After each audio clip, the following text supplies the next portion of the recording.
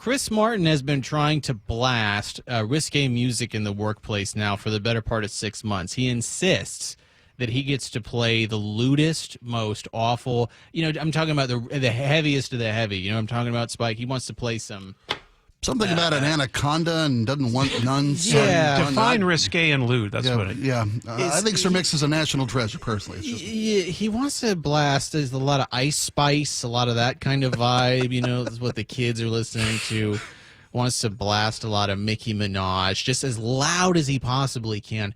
And I'm always thinking to myself, Chris, why do you want to do this? So, Chris, what is this article, and why did it catch your interest about music and risque music in the workplace? Well, they're just saying that there was men and women at this warehouse. It's a clothing store warehouse, and the workers were blasting.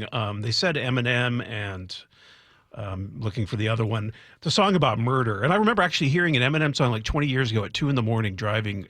And it was horrifying about murdering someone. So I could see you don't really want to hear that at work. But the thing is, the whole place must be so out of control that they had to bring this to the courts system. It's like, hey, can we not play this kind of music in the warehouse? The end. Well, it's tough to speak up for your own rights in a work environment sometimes because you probably are in the minority. And when you do speak up, I don't want to hear that stuff at work. I don't want to hear this, that song, or that song. And you're ostracized by your coworkers. You're ridiculed by your coworkers. And sometimes you got to take it all the way up. And management won't step in to speak up for certain employees. And the fight was, do we have a right to play whatever we want to play, even if it's offensive or bordering on harassing to some other employees?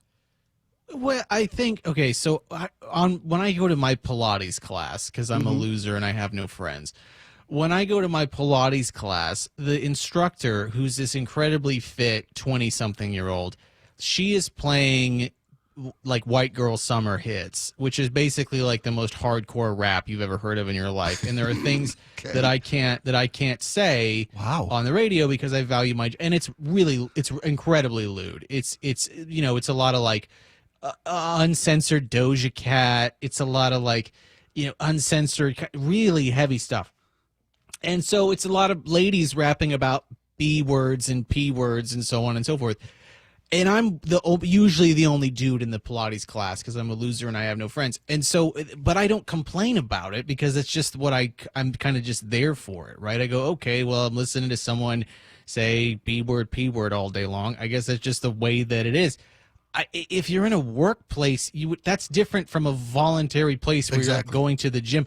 You're in the workplace. I would be embarrassed if someone just started blasting like, I don't know, Andrew. Who's a popular lady rapper right now that's kind of lewd?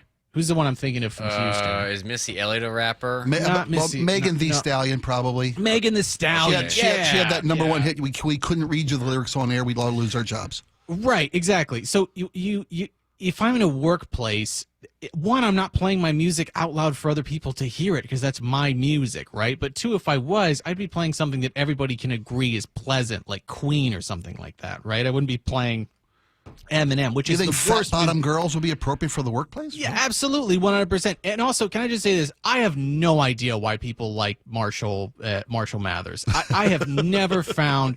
Eminem has one good record. He has one good song, and I have just the rest of it is just like sad boy nonsense. Have you ever noticed that about Eminem? He's always complaining. So yeah, my drug addiction, my mom, my kids, my ex-wife. He sounds like me. It's just like, dude, like, come on, like, stop with it. He's just like such a sad boy all the time that it's like, dude, get off of it, right? I mean, he's been doing this for like 30 years. It's the same shtick for years. And the worst part of the story is it wasn't just the music. Male employees were sharing pornographic videos. They were making sexual remarks. They were pantomiming sexual intercourse while the songs played. And the workers who had a problem with this got no relief from management. They had to take this to court. And they're saying it's going to set some precedent. It's going to be national precedent. Used as legal precedent about what constitutes a safe workplace environment. No more Megan Thee Stallion in the newsroom, Chris Martin.